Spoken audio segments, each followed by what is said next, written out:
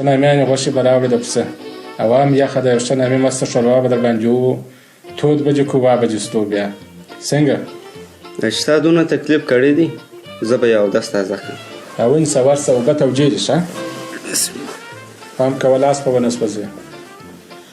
دا ګوښه دی څومره وځنډېدی هر وخت چې به یو سودا پسې واست وم پسې ورک شو د هغې خواست السلام علیکم آقا جان وعلیکم دا څه سپل یم ښه ستړی شولم 2 ساعته کېږي ته تللی او نو ستړی به خود یې نو هی آقا جانه څه درته ووایم بیخي ډېر وګرځېدم نن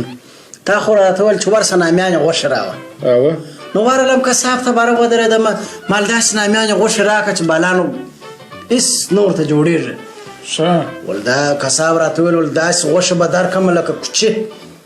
مال د وایي څه ښه مال لکه کوچې وایي وه بابا نو لکه چې کوچې در غوښو علاوه دي مال یا نو مې راکړو لاړم کوچې والا ته مال نامیان کوچې راکړه مېلمانه راغلي دي ول داسې کوچې به درکړم لکه اصل بابا لکه چې اصل بیا در کوچې لا نامیان دي مال یا نه غواړم لاړم بل ځای مال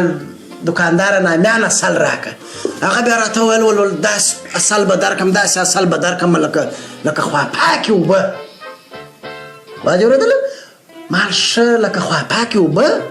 بابا اوبه خو کور هم شته بر راغلم نو بابا یا ونه وایه هغه جانه یعنې اوس خو دې هېڅ شی نه جوړوي یا نو واجب اوبه شته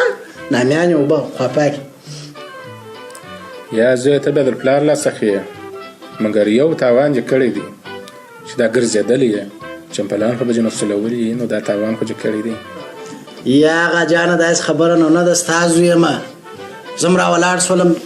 خپلې چپلکې مې پرېښولې بغل ته مې کړلې قرار مې د مېلمه چپلکې راپورته کړې په هغه کې خبره دا ده مېلمه دا ساعته تللي دي